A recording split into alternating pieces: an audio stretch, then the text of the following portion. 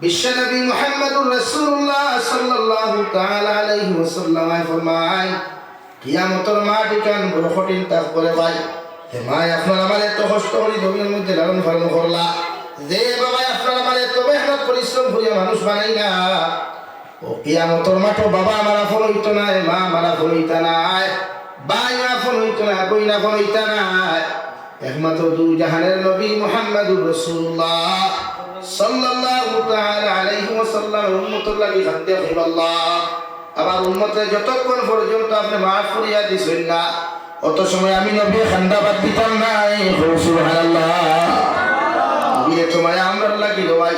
63 বছরের দিন দেখি ভাই না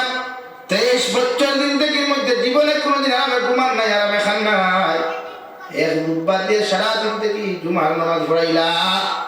এক জুব্বা দিয়ে সারাটা দিন